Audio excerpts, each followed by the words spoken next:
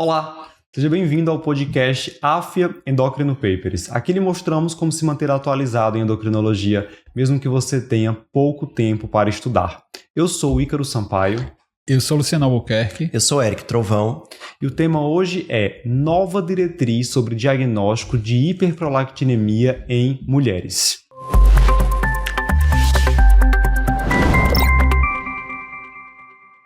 Pessoal, nós tivemos agora publicadas simultaneamente duas diretrizes, uma sobre diagnóstico da hiperprolactinemia em mulheres e a outra sobre tratamento da hiperprolactinemia em mulheres. São diretrizes brasileiras realizadas ali em conjunto, a Sociedade Brasileira de Endocrinologia e Metabologia, a SBEM, e a Federação Brasileira das Associações de Ginecologia e Obstetrícia, a FEBRASGO. Então é um documento muito importante.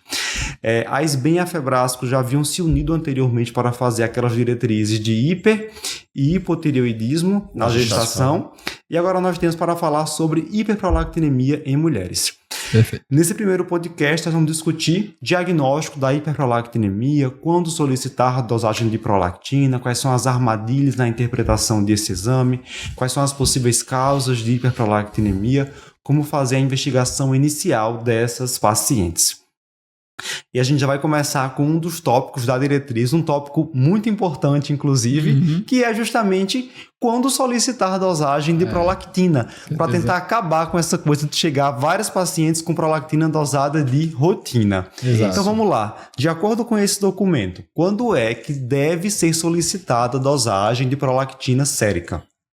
Aí a gente tem que pensar no contexto, assim, não é rotina, mas é quase rotina, né? Assim, se a gente pensar no contexto feminino, a gente tem que pensar que a hiperprolactinemia, ela vai ter um papel na regulação de eixo gonadal, né? Então, em qualquer situação de suspeita de hipogonadismo, a gente deve avaliar a prolactina, né? Geralmente ela está associada com a situação laboratorial de hipogonadismo hipogonadotrófico, mas antes mesmo de você dosar FSH, LH, estradiol, acho que a prolactina já vai entrar dentro desse contexto prévio, né, Eric? Sim.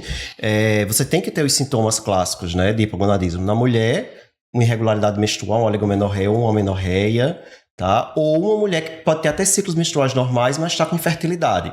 Outros sintomas seria, obviamente, a galactorreia. Isso. No homem, se esse homem tiver com queixas de hipogonadismo, principalmente redução de libido, disfunção erétil. Ou seja, se você tem uma mulher, tem um homem que não tem nenhuma queixa relacionada a hipogonadismo, não faz nenhum sentido pedir prolactina. E aí ele é bem claro, a diretriz dos autores em dizer, prolactina não é um exame que você vai fazer de rotina. Você vai dosar uma mulher menstruando normal, sem queixa de infertilidade, sem galactorreia, não tem por que dosar prolactina. Perfeito. Então, basicamente é isso que a diretriz coloca. Pacientes sintomáticos, ou ela citar ainda se é um paciente que tem alguma disfunção da região hipotalâmica hipofisária, paciente que fez uma cirurgia na região de hipófise, ou foi diagnosticado um outro tumor na região hipofisária, obviamente a gente vai avaliar. Se você tem que avaliar por algum motivo conhecido já a função hipofisária, a prolactina entra. Uma outra situação que a gente pode citar é um microadenoma hipofisário. Isso. Né, que aí tem a orientação de sempre dosar prolactina nesses casos para você saber se aquele dali é um prolactinoma, um microprolactinoma ou não. Aí, independente de sintomas, tem a orientação de dosar prolactina. Isso, Perfeito. Próximo tópico, também discutido pela diretriz, é a respeito das causas de hiperprolactinemia. Se a gente vai receber pacientes com esse exame alterado, a gente tem que saber quais são aquelas causas mais comuns, quais são as causas mais infrequentes, digamos assim. De cara, as mais comuns são as causas fisiológicas de hiperprolactinemia. Então, gestação, lactação. Inclusive, nesses casos, as mulheres podem estar com prolactina em valores muito, muito elevados. Com certeza. Né? Aí nós temos também, ainda como causas fisiológicas, a relação sexual próxima ao horário da coleta, o simples estresse da punção venosa pode fazer com que a prolactina suba. Paciente que tem algum tipo de alteração na região de parede torácica, como, por exemplo, um piercing mamário, estímulo mamilar, pode também promover uma elevação de prolactina.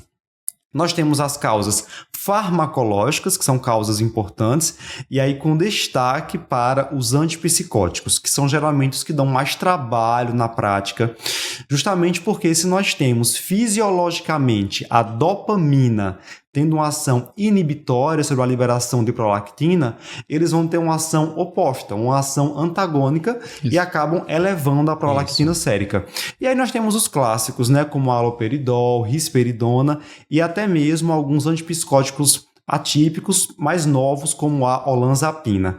Por outro lado, clozapina, aripiprazol não estão tão associados com a elevação da prolactina sérica. Isso. Ainda em medicamentos, nós temos antieméticos, domperidona, metoclopramida e o clássico, que a gente vê paciente usando e dosando prolactina, contraceptivo oral contendo não dose não, estrógeno. minha gente. Se a mulher está usando contraceptivo hormonal combinado, porque o estrógeno a gente sabe que vai ter um efeito estimulatório, ele estimula a expressão do gene da prolactina, né? Ele também tem um efeito inibitório sobre o tônus dopaminérgico e aí acaba tendo um aumento da prolactina. Então, não vamos dosar prolactina em quem está usando contraceptivo hormonal.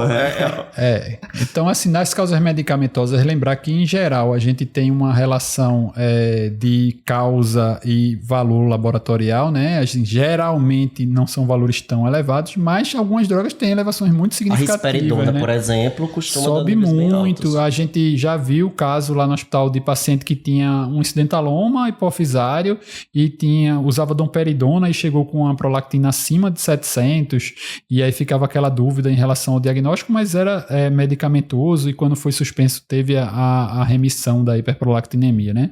Tem os antidepressivos também, né? Amitriptilina, fluoxetina, recaptação de serotonina, né? Alguns que é até bom a gente saber o que causa e o que não causa. Por exemplo, bupropiona, a chance é menor, sertralina, a chance é menor, trazodona, a chance é menor, até pra gente pensar, a gente deve discutir ainda, né?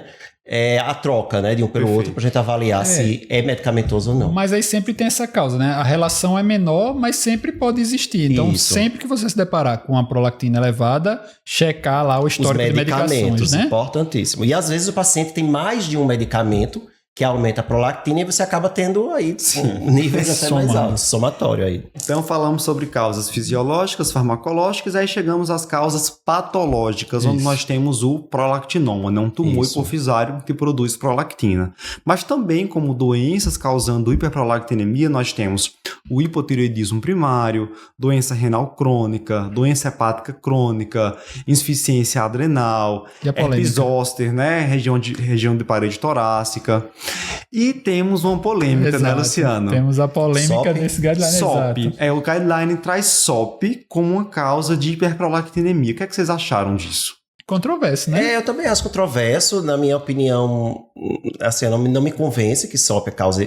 Na verdade, você precisa, no diagnóstico de SOP, dosar a prolactina, porque se o paciente tiver hiperprolactinemia, você exclui SOP. Exatamente. Porque é um diagnóstico de exclusão, entendeu? Exatamente. Havia no passado muito essa história de SOP ser causa de hiperprolactinemia, mas isso depois caiu por terra. Eu não consideraria SOP uma causa de hiperprolactinemia, Inclusive, fala-se que, muito desses casos, na verdade, as pacientes, elas tinham sintomas pela SOP e macroprolactinemia, né? E não hiperprolactinemia pela SOP. Né? Pois é. Fora que a própria hiperprolactinemia, além de causar irregularidade menstrual, pode causar exortismo também. Às vezes não lembra que é causa de exortismo, né? E aí você vai dizer que é SOP como? Se você tem uma causa para sintomas que a paciente está apresentando, acho complicado. Exato.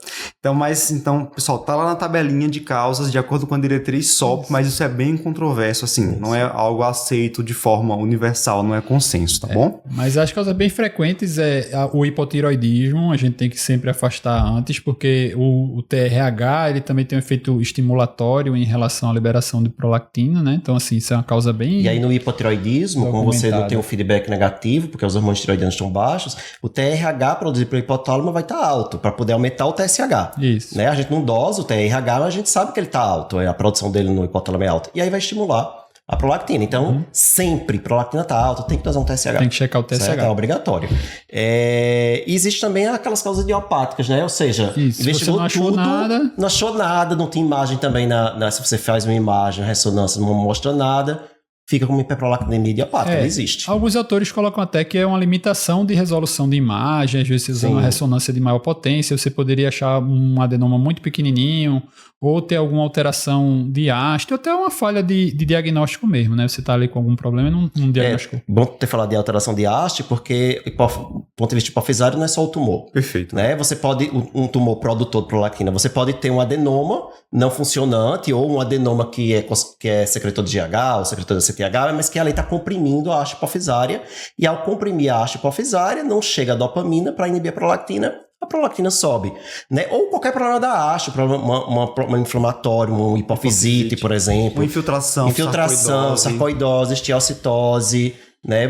A hemocromatose, enfim, o que você tiver ali infiltrando, se atingir a haste, pode atrapalhar a chegada da dopamina e você tem um aumento de prolactina. Então, diversas patologias, doenças hipofisárias, pode cursar com aumento da prolactina. Agora, geralmente, o nível de prolactina pode lhe ajudar aí, né? Porque quando é um adenoma secretor, quando é um prolactinoma, os níveis costumam ser mais altos que quando é um problema de haste hipofisária, de obstrução da chegada da dopamina. Então, o valor de prolactina pode lhe guiar em relação à etiologia, mas não é sempre 100%, né? A gente vai falar já do fluxograma. A intersecção, há uns gaps aí. Existem algumas... E já que a gente falou em quando solicitar também, a diretriz cita que qualquer paciente que tenha diagnóstico, por exemplo, de acromegalia, a gente também tem que dosar prolactina, porque pode ser co-secretor. Isso. E da mesma forma, se for um diagnóstico de um prolactinoma, tem que dosar IGF-1.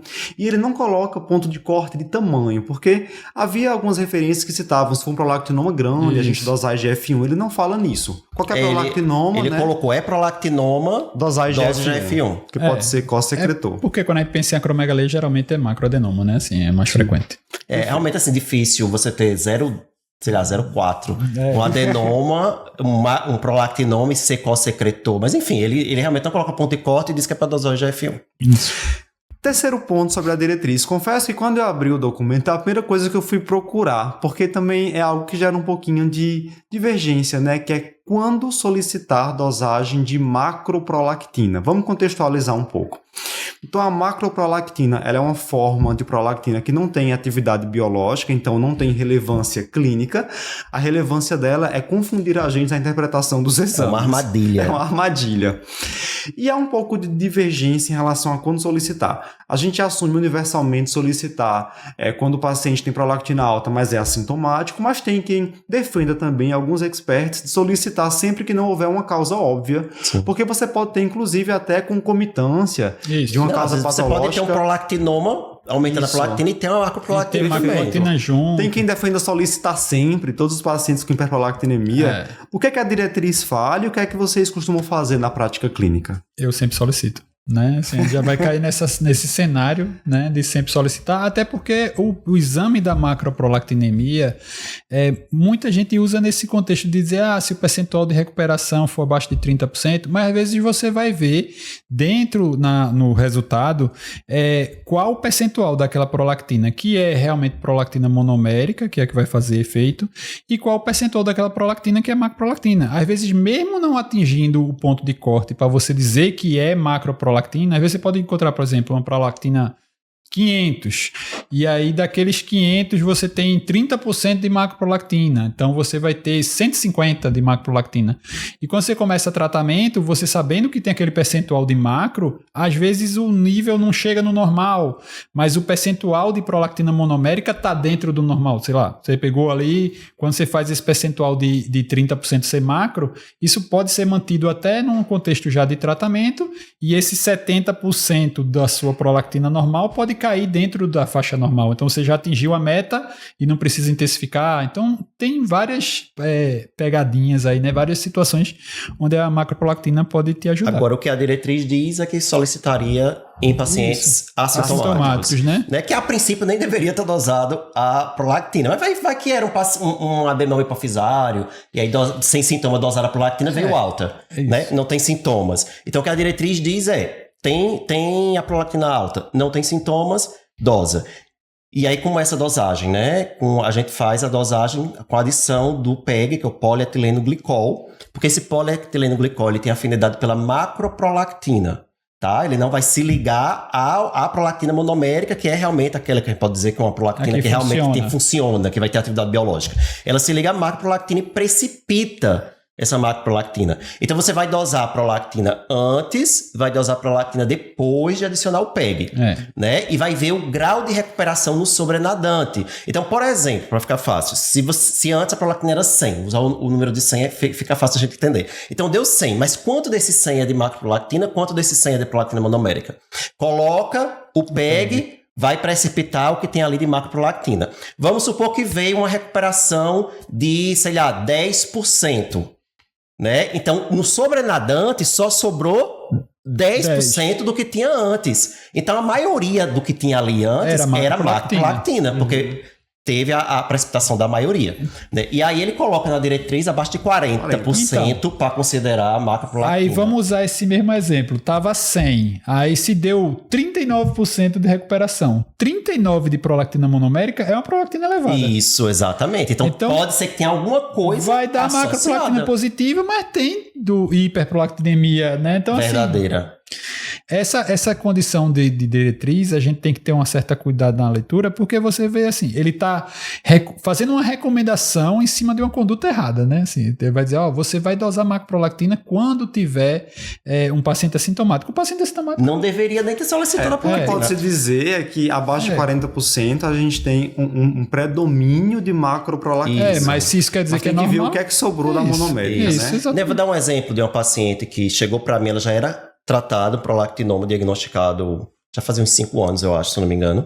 Já era tratada e pela redução, praticamente tinha mais tumor, estava 0,1, 0,2 em relação, e antes era 0,8, 0,9. Prolactina dela ficava ali entre 30, alguma coisa, mas muito tempo de tratamento, sem sintomas nenhum, já perto da menopausa, resolvi tirar a cabergolina. E aí, depois que eu tirei a cabergolina, subiu ali para 60. O paciente continuou assintomática, sem sintoma nenhum. O tumor não aumentou. Nunca tinha prolactina, dosei a macroprolactina, tinha macroprolactinemia. Então, na verdade, o que estava ali sobrando daquela prolactina era a macroprolactina. Ela resolveu o problema do prolactinoma dela, mas ficou o residual da macroprolactina. Se ela tivesse macroprolactina desde o início, a gente já trata sabendo, né, que vai ter alguns laboratórios hoje já fazem de rotina. Sempre que a prolactina vem elevada, ela avalia a macroprolactinemia, né? Já tem isso aí de rotina. Isso. Mas seria o ideal, né? Já fazer logo junto. Muito bem, então macroprolactina, inclusive isso está na diretriz, é um dos desafios, né? As armadilhas ao avaliar um paciente com hiperprolactinemia. Mas nós temos outra armadilha, que é justamente o efeito gancho, né? Efeito gancho que hoje é menos comum, né? Com os ensaios mais recentes, mas ainda pode acontecer. O que seria, Eric, assim, esse efeito gancho? O que a gente pode fazer para elucidar? Então, o ensaio clássico para dosar prolactina é aquele ensaio sanduíche, né? Que a gente tem um anticorpo marcador e um anticorpo sinalizador, né? Então, desculpa, um anticorpo de captura e um anticorpo sinalizador, tá? E aí, geralmente, você tem ali uma hiperprolactinemia, né? O nível, sei lá, 100 e pouco de prolactina. Como é que vai ser essa dosagem? O anticorpo de captura vai se ligar a esse monômero e aí vai fazer o sanduíche com o anticorpo sinalizador, tá? E aí você vai e mede só esses complexos sanduíches. Beleza, vai dar lá o resultado de 100 e pouco de prolactina. Se você tiver prolactina demais, imagina aí, muita prolactina, 2.000 de prolactina. É tanta prolactina que aí vai começar a prolactina, o monômero, se ligar também ao anticorpo sinalizador. Vai se ligar o de captura, vai se ligar o sinalizador e vai impedir a formação do complexo sanduíche, que seria um anticorpo de captura, um monômero de prolactina e um anticorpo sinalizador. E aí, na hora que você dosa, só o que formou o sanduíche, né, vai ser pouco, vai dar menos do que realmente tem. Então, isso seria o efeito gancho, mas que, como você disse, né, ele é menos comum hoje em dia porque os ensaios eles estão mais modernos, justamente para evitar que isso ocorra. A diretriz cita que atualmente ele só pode acontecer prolactinas acima de 2.000, como você colocou, isso. né? E orienta que a gente solicite dosagem de prolactina diluída para esclarecer esse efeito, quando houver uma lesão maior que 3 centímetros, com prolactina ali entre 30 e 120. Isso. Porque aí fica aquela dúvida, né? Essa prolactina, esse adenoma maior que 3 centímetros, ele é um prolactinoma, e aí você não está conseguindo ver o nível real de prolactina porque está tendo efeito gancho, ou ele é um adenoma não funcionante que está comprimindo o haste e elevando a prolactina em torno de 100, né, que é o que a gente espera em uns níveis mais baixos quando é compressão de haste. Então, quando está nesses níveis incompatíveis com o tamanho do tumor, seu prolactina, porque geralmente, né, Luciano? Isso. Quanto maior o tumor, maior os níveis de prolactina. Aí, nesse caso, você faz a diluição. E os 3 centímetros é porque na literatura tem esse ponto de corte dos 3 centímetros como tendo uma frequência maior, né, de ocorrer efeito gancho, assim, na literatura mais antiga, justamente por os ensaios anteriores, né?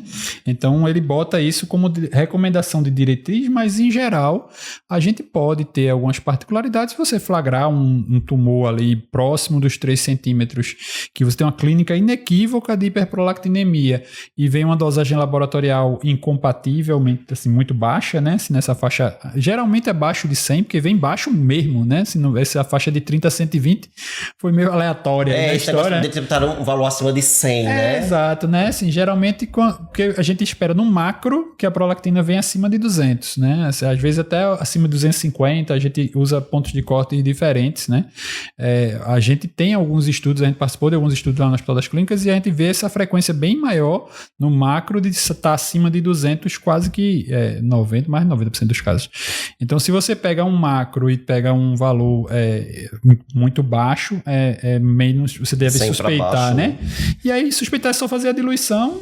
E, teoricamente, quando você faz a diluição da amostra, em vez de diminuir a concentração, aumenta a concentração, né? Então, diluiu, aumentou a concentração, era efeito gancho, né? Outra coisa que ele coloca também como orientação para diluir é quando você tem níveis de prolactina acima do limite de detecção do ensaio, né? São níveis tão altos e aí você pode diluir para ver o real até valor. Até para você saber a resposta do tratamento, né? Para você saber se está baixando ou não. O basal real, né? Isso. Se está baixando ou não. Seria uma outra indicação de diluição.